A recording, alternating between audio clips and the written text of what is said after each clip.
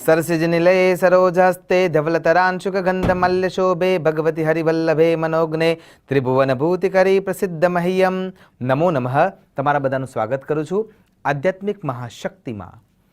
આજનો આપણો વિચાર છે માં જગદંબા રાજરાજેશ્વરી શ્રીમન મહાલક્ષ્મી અને માં મહાસરસ્વતી બંનેની આરાધનામાં આપણે કેવી રીતે એક સાથે એ બંનેનો લાભ લઈ શકીએ। આપણે જાણીએ જ છીએ કે જેનામાં બુદ્ધિ ગમ્યતા વધારે છે એની પાસે કદાચ લક્ષ્મીની ગમ્યતા ઓછી છે, જેની પાસે લક્ષ્મીની ગમ્યતા વધારે છે એની પાસે શરીર સૌષ્ઠવ ઓછું છે। પણ આજનો દિવસ એવો છે કે જ્યાં બંને દેવીઓનો સમન્વય જોવા મળે છે અને એટલા માટે આજનો દિવસ ખૂબ ઉત્તમ થઈ જાય છે। આજે વિચાર કરીએ તો માં જગદંબાની આરાધના માટે શ્રેષ્ઠતમ દિવસ જણાય છે। કેવી રીતે? સવારથી માંડીને સાંજ સુધી માં મહાલક્ષ્મી આ ગોચરમાં ભ્રમણ કરવા માટે આવવાના છે અને એના પછી માં મહાસરસ્વતીનો પ્રાગટ્ય આપણા પૃથ્વીલોકના ગોચરમાં થવાનો છે। એટલા માટે આજનો દિવસ ખૂબ ઉત્તમ સાબિત થશે। તો આવા સમયને આપણે સાધી લેવો જોઈએ। એટલા માટે પ્રાતઃકાલે જ્યારે તમે પૂજા માટે બેસો છો ત્યારે એક સેવનના બાજોઠને લઈને એના ઉપર લાલ વસ્ત્ર પસારિત કરવાનું છે। લાલ વસ્ત્ર દ્વારા સ્થાપન તમે તૈયાર કરો છો। એ સ્થાપન તૈયાર થાય એટલે એના ઉપર ઘઉંની ઢગલી કરી અને પછી પોતાના 5 આંગળીઓનો ઉપયોગ કરી અને વચ્ચેના ભાગમાં એ ઘઉંની ઢગલીને દબાવી દેવાની છે અને એ પ્રમાણે 8 જગ્યાએ એ ઢગલીને દબાવીશું ગોળાકાર રૂપમાં, એટલે અષ્ટદળ તૈયાર થઈ જશે। એ અષ્ટદળ જે તૈયાર થાય એના ઉપર સેવનનું પાન મૂકી અને એના ઉપર માં જગદંબા મહાલક્ષ્મીની મૂર્તિ અથવા ચાંદીનો સિક્કો સ્થાપિત કરી શકાય છે। જો ચાંદીનો સિક્કો તૈયાર ના હોય તો સામે સોપારી રાખીને પણ માં જગદંબાનું એમાં આરાધન આપણે કરી શકીએ છીએ। બાજોઠના જમણા હાથે એટલે કે જે જગ્યાએ તમે માતાજીનું સ્થાપન કર્યું છે અને માં જગદંબાની મૂર્તિ મૂકી છે તો એ મૂર્તિના જમણા હાથે ચમેલીના તેલનો દીવો કરવો જોઈએ।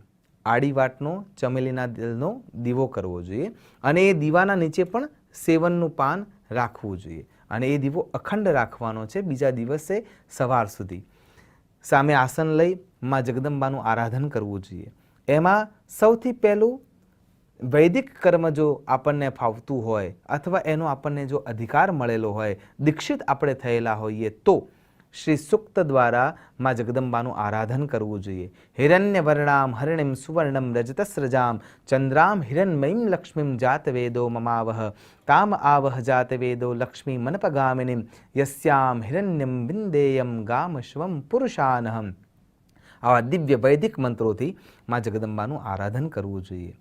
જો આપણે એ દીક્ષિત થયા નથી તો પુરાણ કર્મને સર્વશ્રેષ્ઠ માનવામાં આવે છે અને એટલા માટે માં મહાલક્ષ્મીની ઉપાસનામાં કનકધારા સ્તોત્ર પણ સર્વવિદિત છે। એટલા માટે આજના દિવસે કનકધારા સ્તોત્ર દ્વારા માં જગદંબાનું આરાધન કરી શકાય છે। આપણે જો સમયના અભાવના કારણે માં જગદંબાનું આરાધન કરવામાં ક્યાંક કચાશ પડતી હોય તો રીમ મહાલક્ષ્મ્यै નમઃ, રીમ મહાલક્ષ્મ્यै નમઃ, રીમ મહાલક્ષ્મ્यै નમઃ આ બીજ મંત્ર સહિત માં જગદંબાનું આરાધન કરવામાં આવે એટલે કે માળા કરવામાં આવે તો માં જગદંબા આપણા પર પ્રસન્ન થઈ શકે છે। અને રાત્રિકાળની શરૂઆત પહેલાં એટલે કે ગોધૂલી વેળાના સમયે, સંધ્યાકાળના સમયે માં મહાસરસ્વતીની આરાધનાનો સમય જોવા મળે છે। કેમ કે માં જગદંબા પંચાયતન દેવ તરીકે નવરાત્રિના સમયમાં પૃથ્વીલોક પર હોય જ છે, પણ એ સમયે જ્યારે માં સરસ્વતીનો પ્રવેશ થાય છે ત્યારે એની આરાધના થકી આપણે આપણી વાણીને શુદ્ધ કરી શકીએ છીએ અને સમર્થ પણ કરી શકીએ છીએ। એટલા માટે માં જગદંબા સરસ્વતીની આરાધનામાં એ જ રીતે બાજોઠને પ્રસારિત કરી અને બાજોઠ રાખ્યા પછી ત્યાં સફેદ સ્થાપનનું આરાધન કરીશું અને ચોખા એ આસન પર એટલે કે સ્થાપન પર સ્થાપિત કરી અને એ ચોખા દ્વારા માં જગદંબાનું અષ્ટદળ જ બનાવવાનું છે અને એના ઉપર માં સરસ્વતી દેવીની મૂર્તિ રાખી અને ઓમ કંબુક કંઠી શ્રુતો મૃષ્ટિ સર્વાભરણ ભૂષિતામ મમ સરસ્વતી દેવી જિહ્વાગ્રે સન્નિવિષ્યતામ. શ્લોક ફરી એકવાર કહી રહ્યો છું. કંબુક કંઠી શ્રુતો મૃષ્ટિ સર્વાભરણ ભૂષિતામ મમ સરસ્વતી દેવી જિહ્વાગ્રે સન્નિવિષ્યતામ. આ શ્લોકને બાળકોને શીખવવો જોઈએ. દરરોજ જો બાળકો 11 વાર આ શ્લોકનું આરાધન કરે અથવા એને રિપીટેશન કરે તો એમને વિદ્યા સરળતાથી આત્મસાત થતી જોવા મળશે.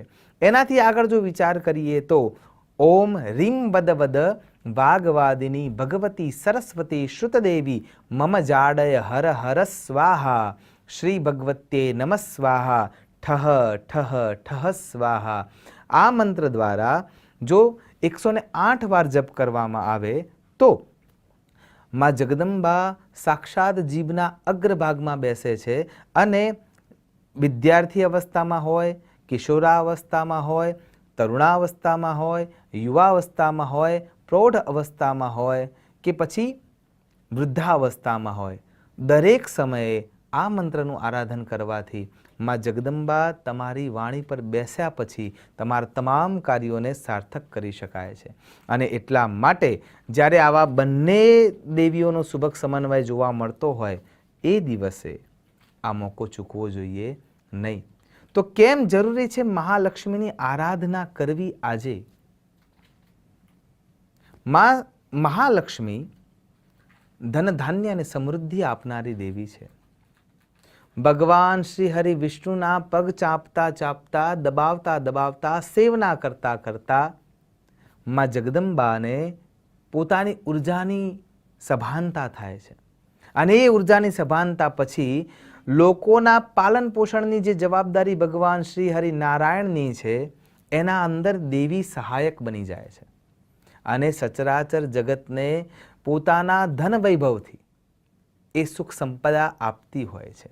અને જેથી કરીને આ સચરાચર સૃષ્ટિ એમાં પણ મનુષ્ય સૃષ્ટિ, જ્યારે અન્ય પશુ પંખીઓની વાત કરીએ, જળચર, સ્થળચર, ખેચર અથવા અંડજ, ઉદ્ભિજ, જરાયુજ, આ બધા માટે વૈભવ શું છે? એમને જે મળે છે ભોજન તે સારી રીતે મળે. માનો કે હાથી છે, એ હાથીને ભોજન લેવું છે તો એને ઉત્તમ પ્રકારનું ઘાસ મળી રહે, એ એનું ઉત્તમ ભોજન છે. તો એ જે વ્યવસ્થા છે એ ભગવાન શ્રી હરિ નારાયણ કરે છે. પણ એના અંદર જો સહાયક કોઈ તત્વ રૂપે જોડાતું હોય તો એ આજના દિવસે માં જગદંબા છે. આમ તો દરરોજ રીતે માં જગદંબા જ છે, પણ જ્યારે આ સમય એવો આવે છે, એ નક્ષત્રો ગ્રહો જોડાય છે, ત્યારે આજનો દિવસ શ્રેષ્ઠતમ સાબિત થઈ જાય છે. અને એટલા માટે માં જગદંબાની નવરાત્રિના આજના દિવસે શ્રી સૂક્ત દ્વારા, કનકધારા સ્તોત્ર દ્વારા, શ્રીમન મહાકાલી, મહાલક્ષ્મી, મહાસરસ્વતી ત્રિગુણાત્મિકાને એકત્ર કરનારા બીજ મંત્ર દ્વારા, ઓમ રીમ મહાલક્ષ્મી નમઃ આ મંત્ર દ્વારા જો તમે આજે માં જગદંબાનું યજન કરશો તો 100% તમને એમાંથી લાભ મળવાનો છે અને મળવાનો જ છે.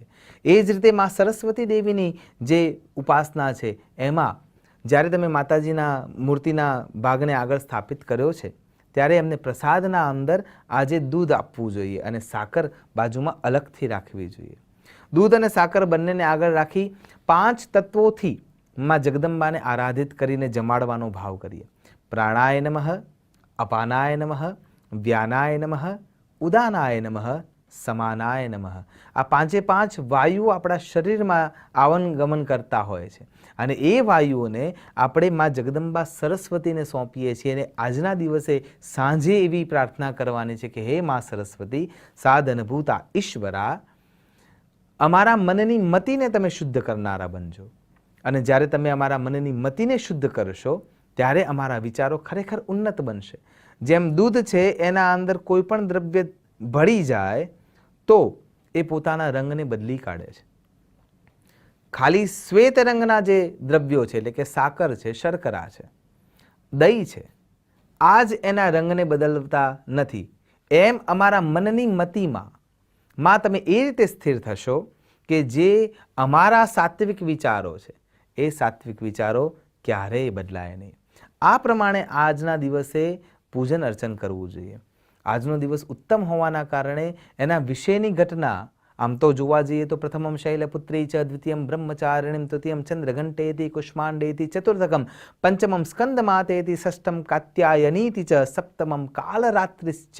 માં કાલરાત્રિનો દિવસ છે, પણ એ કાલરાત્રિનો દિવસ પણ આપણા માટે શુભ ક્યારે થઈ શકે? અને માં કાલરાત્રિ પણ આપણને ઉર્જાવાન ક્યારે કરી શકે? જ્યારે આપણી મતિ શ્રેષ્ઠ હોય ત્યારે, જ્યારે આપણા વિચારો શ્રેષ્ઠ હોય ત્યારે.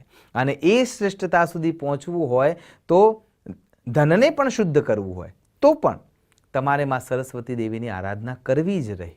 અને એટલા માટે આજના દિવસે માં જગદંબા મહા સરસ્વતી અને માં જગદંબા મહાકાલ અને માં જગદંબા મહાલક્ષ્મી આ બંનેની આરાધના કરવી જોઈએ. કેટલાક અદ્ભુત મંત્રો દ્વારા આપણે જગદંબાનું આરાધન કરીએ છીએ અને એમાં એના ભાવને સમજીએ. સરસિજ નિલયે સરોજ હસ્તે, ધવલતરાન શુક ગંધ માલ્ય શોભે, ભગવતી હરિવલ્લભે મનોગને, ત્રિભુવન ભૂતિ કરી પ્રસિદ્ધ મહિયમ. માં જગદંબાને આપણે આ શ્લોક દ્વારા જ્યારે આરાધિત કરીશું મહાલક્ષ્મી રૂપે, ત્યારે સરસિજ નિલયે જો મળી શકે તો સફેદ કલરનું કમળ તમારે લાવવું જોઈએ. લાલ રંગનું હોય તો પણ વાંધો નથી, પણ આજના દિવસે સફેદ રંગનું જે કમળ છે એ માને અર્પણ કરવાથી આપણા ઘરમાં ધન સંપદા વધે છે. એટલા માટે સરસિજ નિલયે સરોજ હસ્તે, માં જગદંબા છે એને પોતાના હાથમાં કમળ રાખેલું છે. સરોજ હસ્તે ધવલ તરાન શુક ગંધ માલ્ય શોભે. માના શરીરના આસપાસ જે અષ્ટગંધ છે એ પણ આપણે અર્પણ કરી શકીએ છીએ, પણ એ અષ્ટગંધ છે ને એ માં જગદંબાના શરીરમાં લેપન રૂપે રહેલી છે, સ્વતઃ એમાંથી સુવાસ આવે છે. સરોજ હસ્તે ધવલ તરાન શુક ગંધ માલ્ય શોભે, ભગવતી હરિવલ્લભે મનોગને. જે ભગવાન શ્રી હરિનારાયણના મનની તમામ પ્રકારની ઈચ્છાઓ, એટલે કે જગતના પાલન પોષણની સૌથી શ્રેષ્ઠ ઈચ્છા, એને પાર પાડવા માટે અને એમાં પણ અમારી ઈચ્છાઓને પાર પાડવા માટે સરસિજ નિલયે સરોજ હસ્તે ધવલતરાન શુક ગંધ માલ્ય શોભે, ભગવતી હરિવલ્લભે મનોગને, ત્રિભુવન ભૂતિ કરી પ્રસિદ્ધ મહિયમ. ત્રણેય લોકોની મનની યોગ્ય ઈચ્છાઓને પૂર્ણ કરે છે માં. તો માં, અમે તારી શરણાગતિ સ્વીકારીએ છીએ, તમે અમારા મનની પણ સુયોગ્ય ઈચ્છાઓને પૂર્ણ કરનારા બનજો. આશા કરું છું કે આવા ઉત્તમ દિવસનો લાભ આપણે સૌ લઈશું અને માં જગદંબા, પરાંબા, રાજરાજેશ્વરી એવી માં મહાલક્ષ્મી અને માં મહાસરસ્વતીની આરાધના કરીને, આમ તો નવરાત્રિ આરાધનાનો સમય છે, એટલા માટે જપકર્મ, તપકર્મ, યજ્ઞકર્મ એના દ્વારા માને પ્રસન્ન કરવાની છે. તો એ જ દ્વારા આપણે માં જગદંબાઓને પ્રસન્ન કરી શકીએ અને આપણું જીવન મંગલમય બને, એ જ અભ્યર્થના સાથે નમસ્કાર. અસ્તુ સદા. શિવોહમ. નમો નમઃ.